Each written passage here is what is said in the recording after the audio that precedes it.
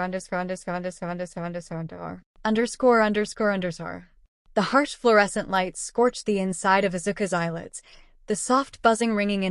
like a swarm of hornets, though the burning radiance of the lamps above his head were nothing compared to the terrible pounding of his head. He felt scratchy thin sheets covering his body from the neck down, a flat pillow supporting his neck and head. He tried to open his eyes, but the harshness of the sterile white lights made the task painful, so he simply slumped back down into the bed. A door opened, and he slowly turned towards the noise, eyes slitting open, though the image unclear. He heard a slight gasp, before a soft, feminine voice called out, "Hello?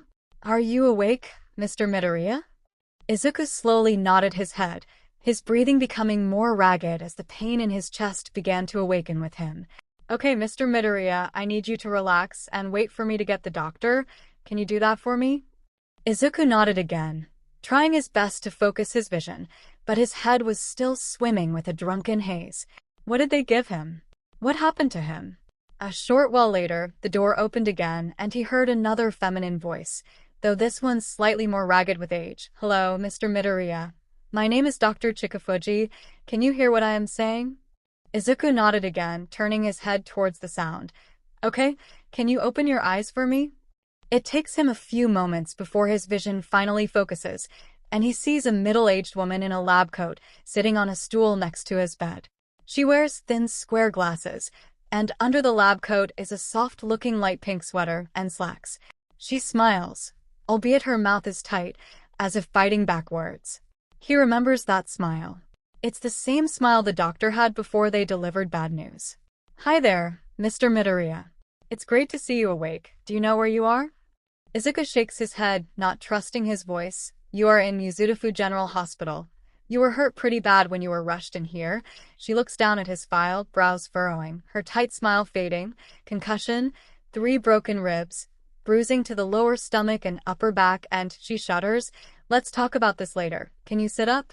Izuku tried to shift his body into an upright position, but as soon as his body moved, he broke out into a fit of painful coughs, gasping for breath. Chika Fuji moves over and gently shifts him back into the bed. Okay, just relax. Izuku continued to cough, slowly managing to get his breathing back under control. Once his coughing subsided, he tried to speak. Another cough rings out. How long have I been here? Dr. Chika Fuji looks at Izuku somberly, before sighing. You have been unconscious for about 3 days now. Seeing Izuku's panic, she grabs his shoulder gently and slowly lowers him back into his cot. When you got here, we had to put you under to operate, and after your body showed signs of a negative reaction to the operation, meaning we had to put you back under to keep your body from spiraling further and further into danger, she gestures for Izuku to focus on her. I need you to breathe deep breaths in and out. Can you do that for me? Izuku's heart was hammering in his ears, but he tried to control his breathing the best he could. Satisfied with him calming down, Chika Fuji leaned back, keeping a close eye on the EKG beeping softly over his head. Good, now I need you to remain calm and listen to me explain your situation right now. She then gets up and moves over to stand in front of him. Besides your ribs, you avoided broken bones for the most part. We managed to stop the internal bleeding in time and patch up your bruising as best we can. They will be very tender for a few more weeks at least, but she takes another deep breath. I need you to understand with the severity of your injuries to your shoulder and arm, the options we had were limited. We had to avoid infection, and the chances of you regaining function to your right arm were slim at best. Izuku had begun to tune her out, his heart hammering in his ears again. He could feel his blood run cold as he slowly glanced down to his right side, expecting to see his hand resting at his side, as it always had. Instead, the sheets to his right side lay flat against the bed, and wrapped around his upper shoulder are thick gauze bandages, ending in a stump. Izuku felt his world shatter around him. He began to shift, trying to roll out of the cot, as if the action would let him escape this cruel new reality. His breathing turned ragged, and soft cries of anguish began to bubble in the back of his throat. Dr. Chika Fuji ran over, trying to hold him down, but Izuku was not listening to her anymore, far too focused on the now stump of his right arm, ending right at the shoulder. This couldn't be happening. This could not be real. It was all some dream, right? Some sick, cruel nightmare plaguing him. Any moment now, and he will wake up in the workshop after another crash at the workbench. Chika Fuji called out, and 2 aides came in, wheeling in a compressed gas canister with a mask.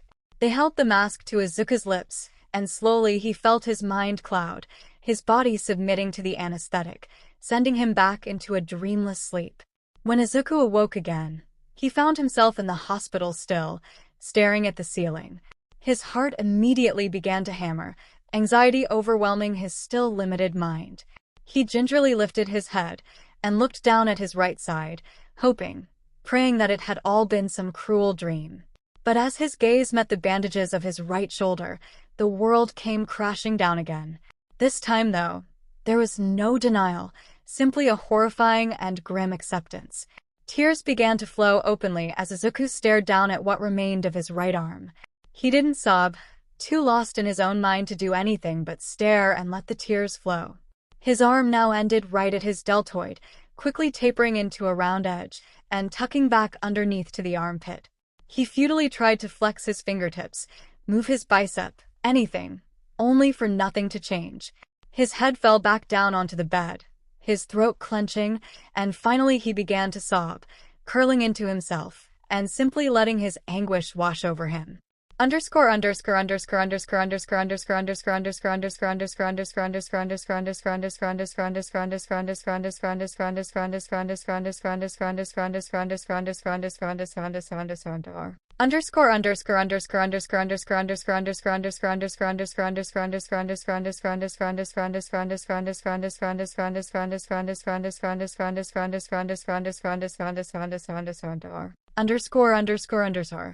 It was 2 days later when Izuku was cleared to leave the hospital.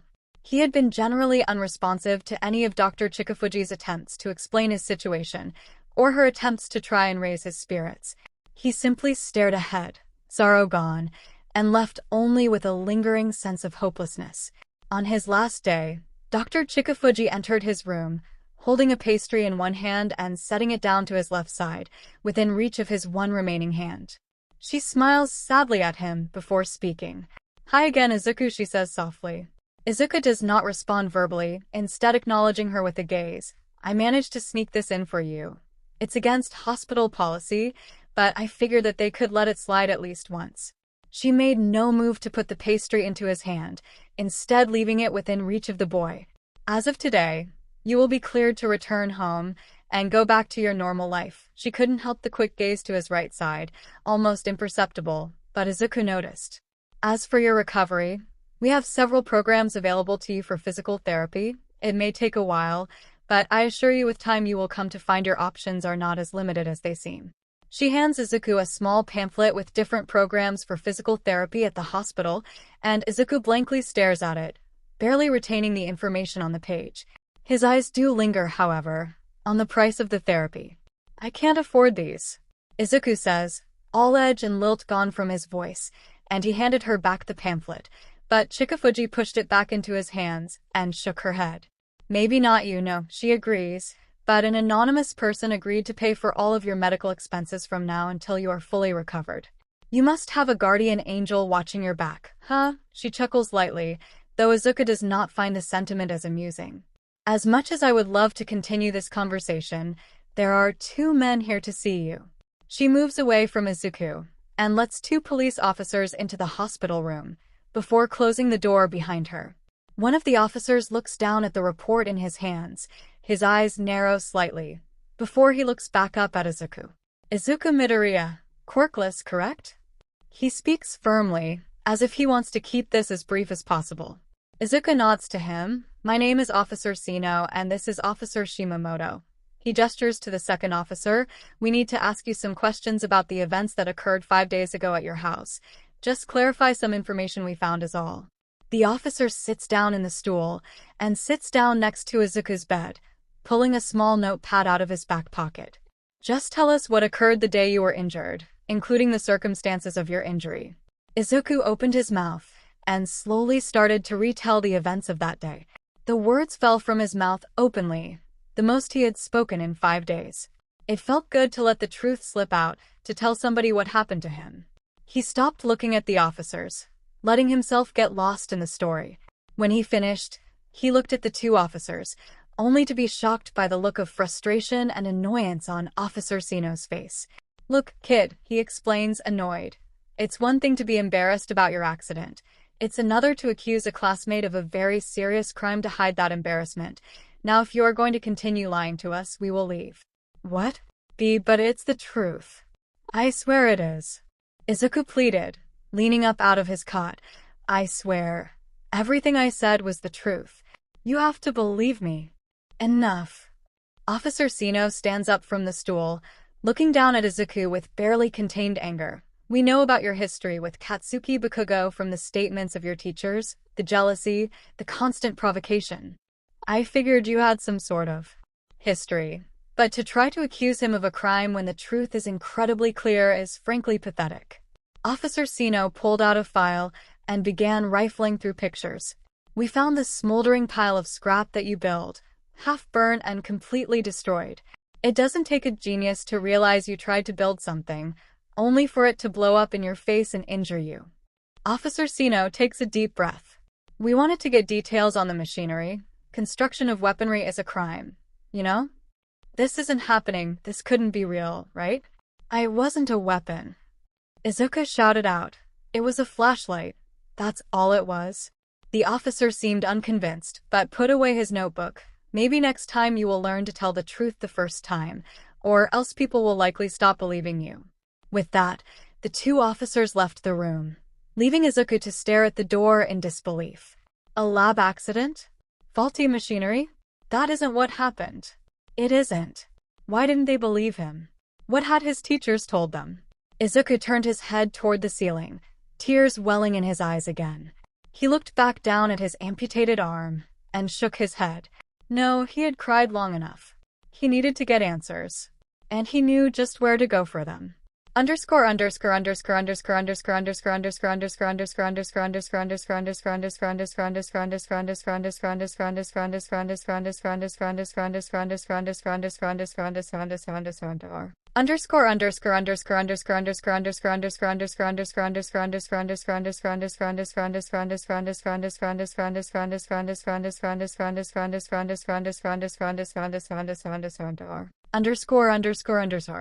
School had let out about 30 minutes ago.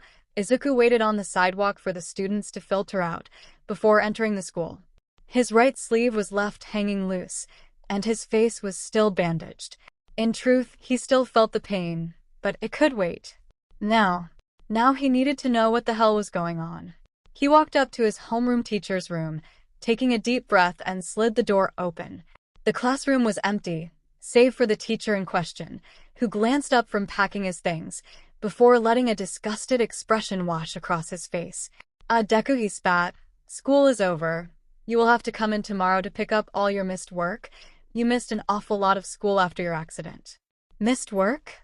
I was in the hospital for 5 days, he said, barely contained rage tainting his voice, and I assure you it was no accident. The teacher seemed uncaring of Izuku's change in attitude, and looked at Izuku with a bored expression. You can call it whatever you want. Accident, incident, blatant incompetence. But it is clear what happened. What did you tell the officers? Izuku asked, slowly, fist clenched in anger. The truth, the teacher spoke easily. You are always tinkering in your dad's old workshop, and, well, accidents happen. And you know how fragile your kind is, after all. The teacher fixed Izuku with a twisted grin, taking pleasure in seeing Izuku flinch at his words. Perhaps it's best you stop playing with machines and start getting used to reality. The teacher grabbed his now packed bag, stood up, and approached the door. He passed Izuku, who was still trembling with rage and disbelief. Because the truth is, Deku, you never stood a chance. You were done before you even started. With that, the teacher left the building, leaving Izuku still shaking in the doorway, clenching his teeth so hard his jaw began to creak. Izuku stood there for some time, simply soaking in the truth of the situation, allowing himself to let it boil inside, but not letting it out. Eventually, he deflated. What was the point of getting angry anyways? It's not like he could change it after all. Letting his emotions settle, he began the long walk home. What had been the point of all this anyways? What did knowing the truth change? If anything, the truth just made him more upset in the end. He walked the same route he always had, cutting through the underpass once again, doing his best to keep his emotions in check. The worst feeling about all of this is that he isn't even sad or angry anymore. He just feels so empty. It's like he's simply drifting through life, stumbling from one struggle to another, no light at the end of the tunnel, no finish line, just more and more of the same, and it was exhausting. He was broken from his musings by a noxious smell, followed by a slow bubbling sound. He numbly turns his head, before a giant blob of sludge rushed at him. He had a moment to process what was happening before the sludge monster forced itself upon him, the thick slime entering his throat and gripping his chest, neck and arm, holding him in place. A medium-sized invisibility cloak, the slime villain spoke, his voice bubbling with his body. This is perfect. Although I would have hoped for one a bit more together, it'll have to do for now. Izuku could see eyes and a large mouth covering his face, seemingly free-flowing in the sludge. He struggled against the sludge, slamming his back against the wall of the underpass, desperately trying to pry himself from its grasp,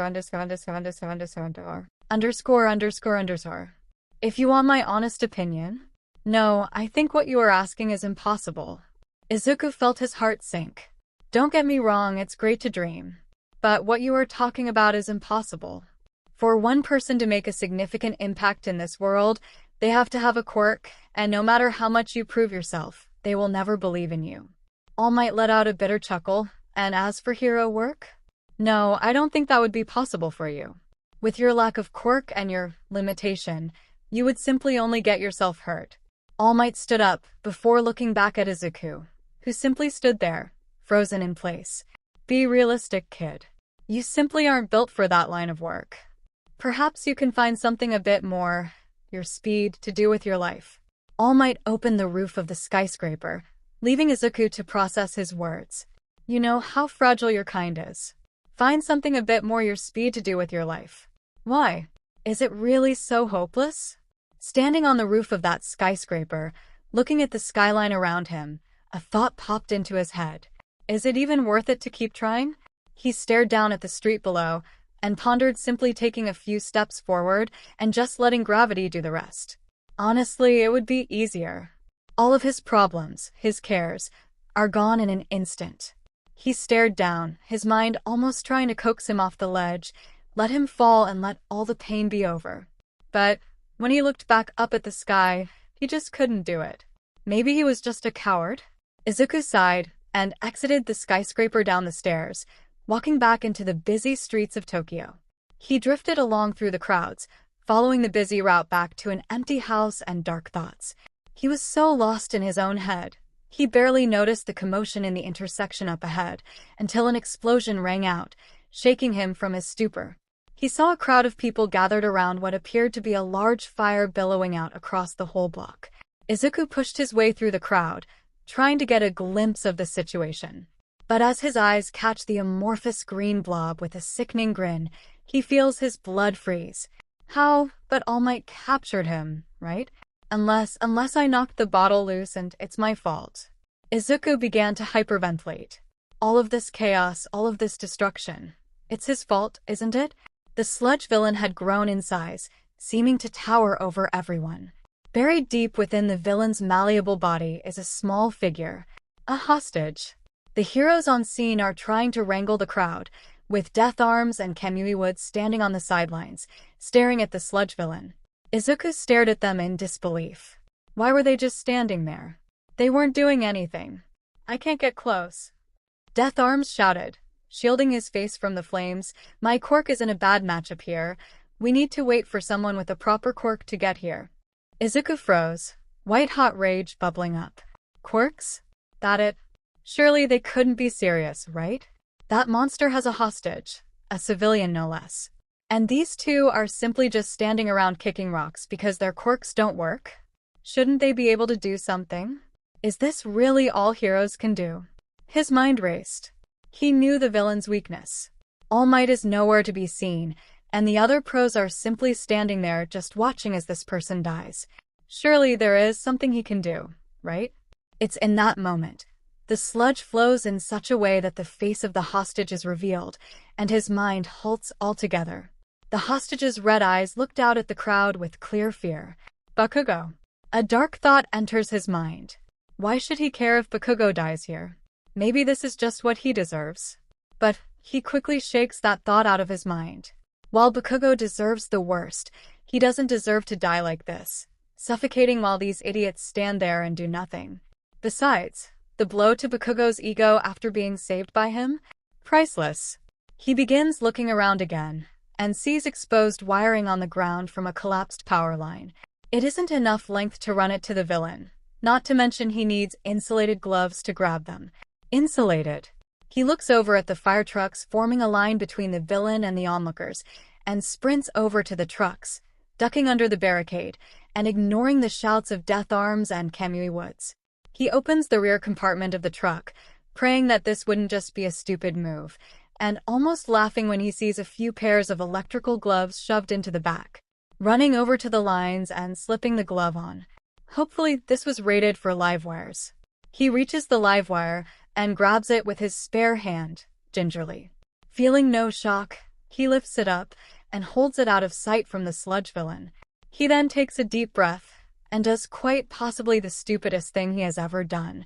Hey Slimeball, remember me? The little kid that took you down earlier. The sludge villain hears him over the chaos, eyes meeting him, before the villain's expression turns to one of rage. I still need to pay you back for what you did to me. Oh, you mean taking you down? Izuku boasts, though inwardly he is praying this works. Honestly, it shocks me All Might had so much trouble. What couldn't handle one middle schooler? Some villain you are. The sludge villain reels back a tendril and sends it launching at Izuku, intent to kill clear on its face, and at the last possible moment, Izuku moves to the side and lifts the live wire up to the tendril. The sludge villain barely has time to react, before the current of electricity carries through his amorphous body, causing it to undulate in frenzy's waves. His body began to slump off of Bakugo, who gasped out for air and flow to the ground, where it began to flinch with electric bursts. The crowd was stunned to silence, and the heroes who had previously been on the sidelines began to walk toward the two. They helped Bakugo up, commending him for his bravery and his powerful quirk. Meanwhile, 𝗬𝗪𝗏 and 𝗵𝗃𝗏𝗏 pull Izuku roughly to the side, where the two heroes begin to reprimand Izuku's actions. Not only was that incredibly reckless, it was completely unnecessary for you to get involved, said 𝗬𝗪𝗏, a stern expression on his face. We heroes had it handled. Handled? You were sitting on the sidelines watching as a kid gets killed before your eyes, and you expect me to believe you had it handled? Izuku kept his thoughts to himself as 𝗵𝗃𝗏𝗏 reached into his bag for his ID, presumably to call his parents or the school. Izuku Midoriya, quirkless. 𝗵𝗃𝗏 exclaims, looking down at Izuku with renewed anger, though 𝗬𝗪𝗏's face twists into an unrestrained grimace, as if the word caused him physical pain. Quirkless? That's even worse. He turned to Izuku, rage clear on his face. Listen, kid. You're far too fragile to be doing reckless crap like that. Why don't you leave the hero's work to the people that actually have the power to do it? 𝗬𝗪𝗏 leans back, folding his arms over his chest. You're lucky we don't have you arrested for this crap. Izuku sat there, his rage finally boiling over for the first time, and he looked back up at 𝗬𝗪𝗏, standing up to get in his face. And what were you doing? I think it says a lot that a quirkless person did more than both of you combined. Maybe you should think about how that makes sense in your narrow little world, asshole. Barely restraining himself, Izuku turns around and begins to walk away from the scene, towards home. But he doesn't get far before the familiar cry of Deku stops him in his tracks. Bakugo crests the hill, stalks up to Izuku and grabs him by the shirt collar. I didn't need anyone's help, especially not some genetic defect like you. You got that. Izuku felt his mind go blank, his thoughts racing too fast for him to comprehend them. He felt his breathing grow erratic, and his body acted without thinking. He shuffled his way out of Bakugo's grasp by headbutting him, and started to sprint, panting and wheezing the whole way home. He didn't know if Bakugo was behind him, following him the whole way. Frankly, he didn't care. He ran through his front door and locked himself in his garage, and only then did he let his anger finally boil over. He threw his arm across his desk, sweeping everything off in a rage, before screaming out in potent, pure rage. You know how fragile your kind is. Find something a bit more your speed to do with your life. Leave the hero work to the people that actually have the power to do it. Lab accident? Fragile? How dare they? It's always about quirks. Quirk this, quirk that. He is sick of it. What is so great about quirks anyways? He didn't even have a quirk, and he stopped a villain two professional heroes wouldn't even try to fight. Twice. But no, because he lost the genetic lottery, nothing he did mattered, and never would in their eyes.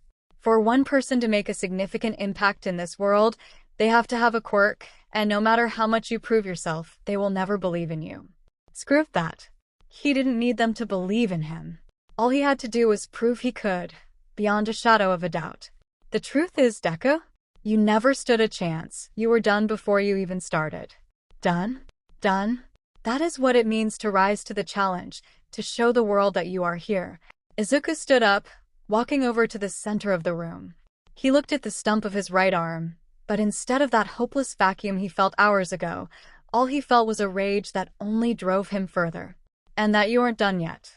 He looked over to the corkboard in the corner of the room, filled with various little ideas he had had in the past, things he had never quite gotten around to building, and proceeded to unpin every single item from the board, ripping them down with vigor.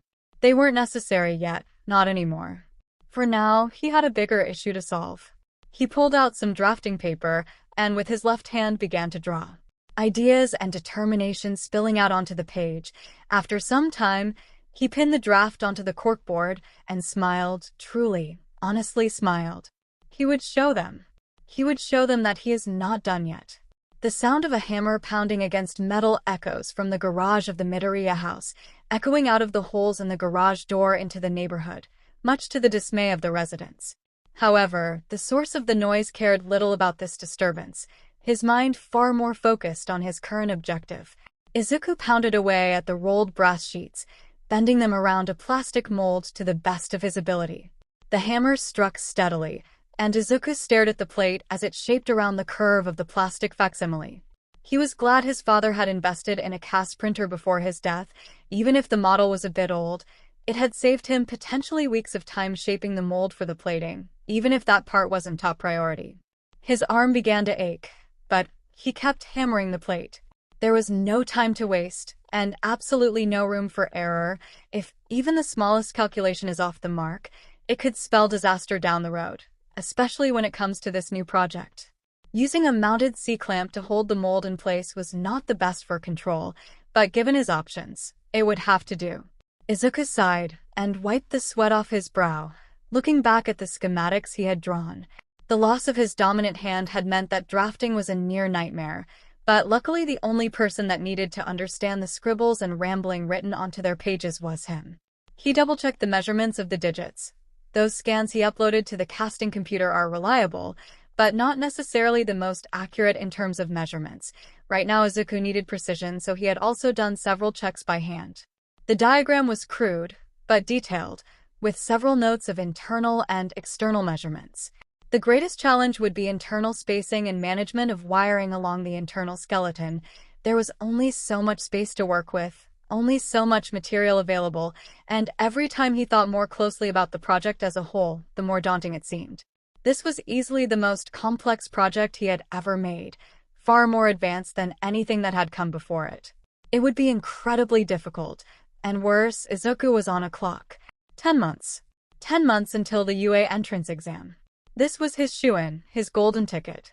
It may be hard for him to pull it off, it may be the most difficult endeavor in his life, but it wasn't impossible. The theory was sound. It had simply never been done before. But there was always a first time for everything. And he had made a promise. He had something to prove, and the first step to proving that was beating out anyone he needed to get into the support course. From there, he had a bigger goal in mind. Izuku had far more free time available to him now. With his new disability and having finally withdrawn from algebra, instead enrolling in an online school, he was able to focus all of his attention on his magnum opus. It was actually quite easy to withdraw. The teachers were clearly glad to be rid of the quirkless freak. Maybe they had even assumed he had given up. But ultimately, he still had to graduate middle school to get into UA, though he can't pretend school was ever all that difficult to him. Classes always came easy to him. However, he had always had to underperform in order to avoid more abuse from his teachers and classmates. Wouldn't want the defect to show up all the students with promise. Izuku thought, bitterly. But in an online setting, he could easily deflect his quirk status if it ever came up. He simply did not tell the instructors, and his classmates barely even knew he existed. It was perfect. Izuku let his thoughts grow stormy, frustration bubbling within. Yes, all it took for him to be treated like a normal human being was for him to withdraw himself from life, living as a recluse and operating solely from the safety and anonymity of the internet. That sure seemed fair. He sighed, getting back to his work. Life had never been fair. He had just been too blind to see it at first, still holding out hope for a better world tomorrow, that maybe things would get better. No man is born equal. Izuku looked down at his stunted shoulder, the vacancy of his right arm causing him to feel a phantom tingling of sensation in his missing fingers. Some people are born strong, with the whole world simply available to them from the very start.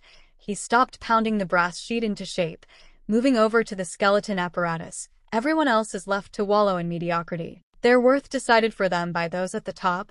The sheet fitted perfectly into the bicep portion of the skeleton, and he stepped back to admire his handiwork.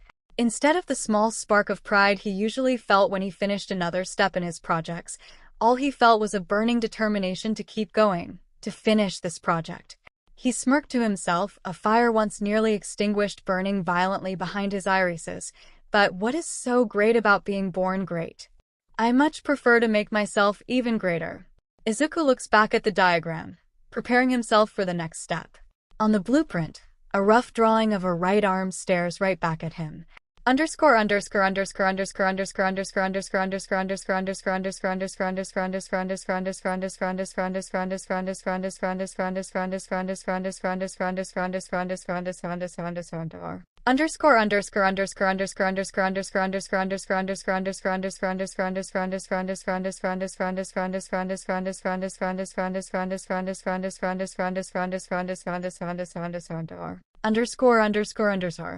With the outer shell complete, it is time to craft the inner mechanism of the prosthesis.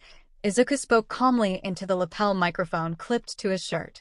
Something about the dictation process brought some calm to him, a relaxing sense of familiarity washing through him. This will likely be the most time-consuming and experimental part of Experiment 573, as there isn't much actionable data to work with available. He laughed to himself. I suppose that is what you get for breaking the proverbial mold, but somebody had to do it. He moved over to the corner of the garage, where a small object mounted to a table was threading copper wiring together. Power supply will likely be an issue. To articulate movement at a direct match to a real arm will likely take high-gauge wiring, especially if we want to avoid input delay. Calling back to Experiment 572, high-gauge wires like the ones used there should hopefully be sufficient. He looks back to the shell sitting on a stand near the computer, before bringing his hand to his forehead and massaging his brow. Space is my greatest enemy right now, besides time. He measured the internal space of the shell again, as if hoping that the data would magically change. But to nobody's shock, the values gathered were exactly the same. The internal cavity, including the endoskeleton, is simply not large enough to fit all this wiring. Though maybe, he opened the shell, observing the internal axle of the arm. Maybe there is a way I can avoid using an internal pillar structure and replace it with a cage-like structure. He moved to the welding bench, pulling out pieces of scrap brass and lowering his welding mask. This could work, though it also could not. Another wasted day if so. He looked towards the calendar on the wall. 9 months left. Igniting the torch, he began to change ideas to reality. Suppose there is only one way to find out.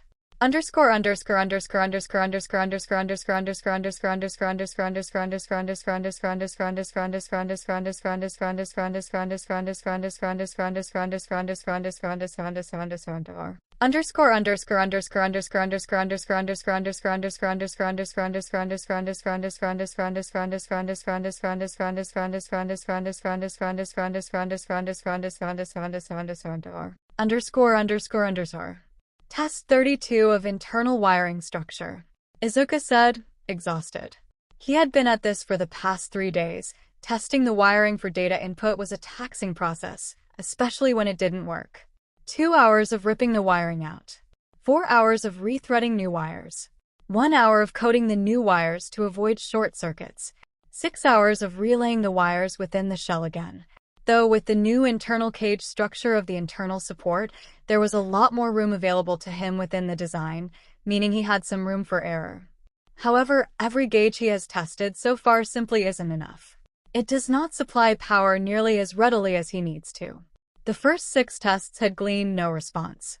It wasn't until the 8th test that he had managed to get one of the fingers to twitch, though the cosmic insult of that finger being the middle one was not lost on him. 5 days of testing, and all he had managed to get was for the arm to flip him off. Wonderful. He had actually managed to get the fist to close on test 25, although the movement quickly began to stutter, and any meaningful response was relegated to impotent spasms. In short, the mechanism still wasn't getting enough power. Theoretically, he could just rapidly increase the wire gauge until it finally works, then work back. But by doing so there was a good chance that the entire process would simply take longer. He would simply have to make do with this method. Once again, the internal mechanism can only open and close the fist. The programming of more dynamic movement would come once the power supply issue is resolved. Izuku wiped more sweat off his brow.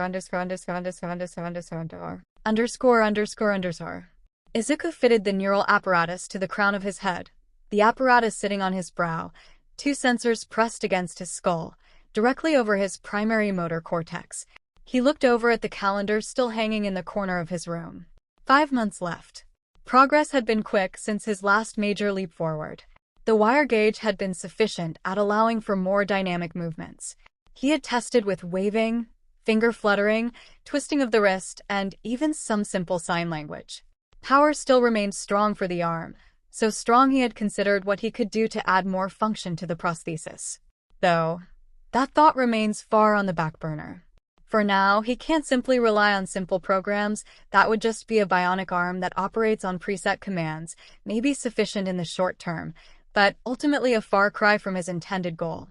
He wanted to go even further than anyone else had managed before. But in order to do that, he actually had to get it to move through neural input. However, before he did anything more invasive, he needed a proof of concept. Something to show him it could even work like that in the first place. For now, a neural input wreath and a wireless receiver plugged into the direct port of the arm will have to do, even if the input delay will be awful. Beginning test 63 of neural input, Izuku said, turning the wreath on and connecting it to the wireless receiver. It is noted the potential input delay of the neural receiver is anywhere between 2.3 and 12.5 seconds for intention to translate to action. Izuku looked at the display, noting that the wreath was reading brain activity at only 78% capacity. With the limited capability of neural sensors, the input will already be weak, though after this we will attempt a direct connection to the arm from the wreath. The final design will be a lot more direct. Izuku felt himself shudder slightly, thinking about the final plan, but shook himself out of his discomfort. He would do this. He would make this work, by any means necessary. Focusing his attention on the arm, Izuku tried to force the arm to move one finger. A simple action to test the connection, and as with the last two tests, after a short delay, the pointer finger unfurls from the fist and points straight forward. Izuku focused on the pinky, attempting to move that the same way, and following the example of the larger finger, the pinky moves in the same way, this time after a slightly longer delay. Izuku sighed, taking a deep breath, and began the next test. Moving multiple fingers at the same time. He willed the hand to move all fingers out, matching the pinky and pointer. This time it took nearly a minute, but all of the fingers began to move outward. However, he noticed the pinky and pointer also attempting to move up, straining the knuckle joints, and causing one of the tension springs to snap. Panicking, he tried to force the arm to stop, rushing forward to grab it with his own hand. However, this only seemed to cause the arm to snap out, ripping all of the joints and warping the springs on the palm side of the digits. Quickly, Izuku ripped the wreath off and hit the emergency stop, and the arm stalled, the fingers resting at odd, unnatural angles, as if every finger had been broken at once. Frustration began to boil in him. The past 30 tests had all been exactly the same, and all it led to was lost time as he fixed the damn things back into place. He felt anger overtake him for a moment, clouding his judgment as he took the nearest object and throwing it across the room. It took him a moment to realize that object happened to be the wreath, and he watched as it slammed into the back wall of the garage, breaking against it. It took Izuku a moment to calm down enough to realize what he had just done, knowing now that that would take even more time to fix that problem, on top of everything else he had to fix. So much lost time, so much wasted material. It all collapsed on him at once.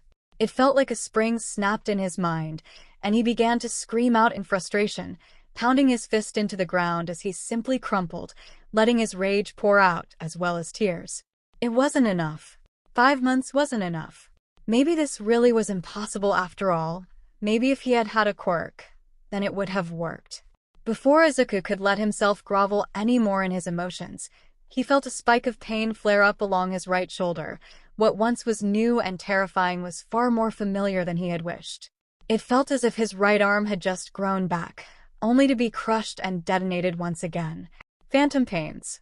Dr. Chika Fuji had explained that this was something that was possible, especially with how traumatic his injury was.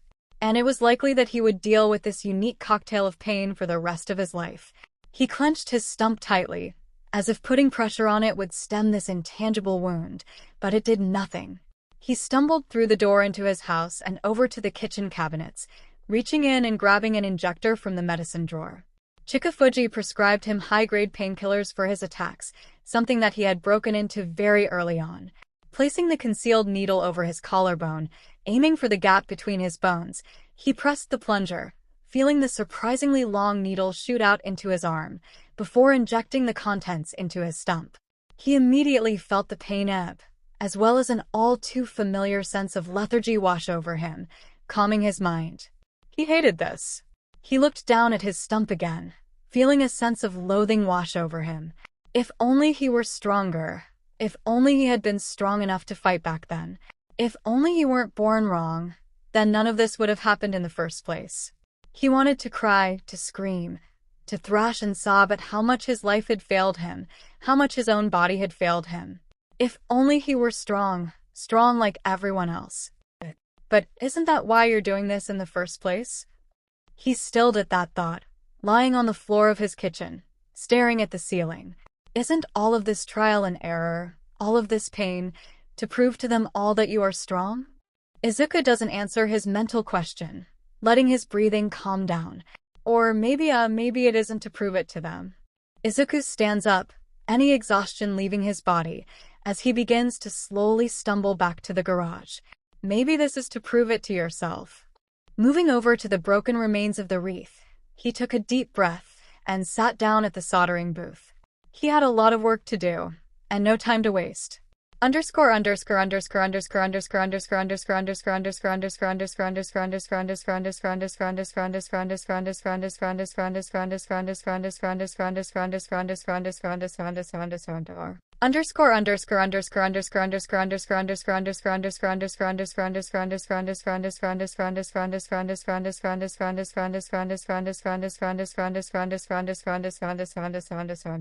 _______. 𝗧𝗵𝗲 of neural input Izuku says, yawning as the light of the dawn peeks through the singed hole in the garage door. Another all-nighter, it would seem. No matter, he would sleep when this was done, or when he passed out next. Whichever comes first. We disposed of the wireless connection to the arm, and instead have opted for a direct wired connection to the primary motor function of the input port. This should offer a more accurate ability to assess neural information input at the cost of longer setup time. He looks down at the arm, the new digits carefully reassembled. In addition, I installed brackets onto the outer joints of the digits, which will hopefully prevent stressing on the springs. He yawns again, lifting the wreath back onto his crown and trying to focus his tired mind on the arm again.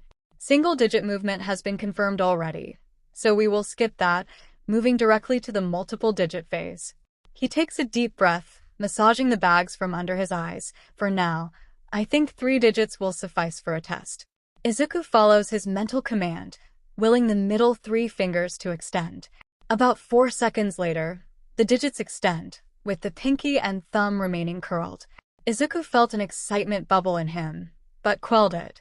Good start, but no need to get overwhelmed. Initial test successful. Now to attempt more complex movement.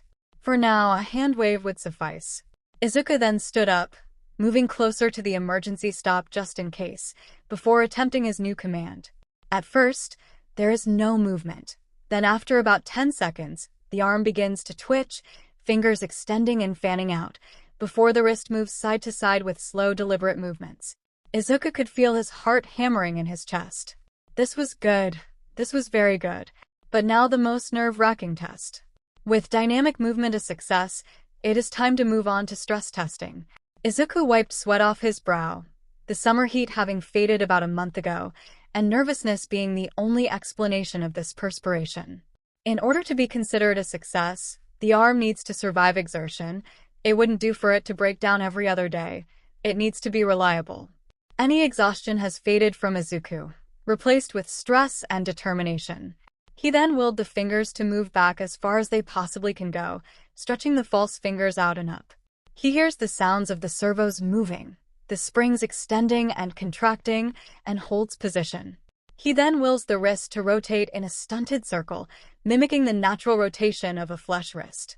He repeated this action for about 10 minutes, every second seeming to drag on an eon, but after the timer goes off, Izuku relaxes and switches the wreath off.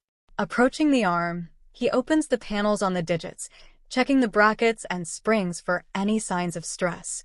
Apart from some minor abrasions to the brackets and some very minimal warping to the springs, the digits retain functionality. Izuku let out a breath he didn't know he was holding, his shoulders slumping as he spoke into the microphone again. Stress testing indicates some slight warping to structural and actionable parts, though well within parameters. It may be advisable to make the springs thicker and replace the brackets with something that can keep its shape easier. Though Izuku yawns again, adrenaline leaving his body, and a feeling of drowsiness rapidly robbing him of motor function. Though I would call 𝗧𝗵𝗲 a success, he barely manages to get the final word out before he collapses onto the floor of the garage unconscious.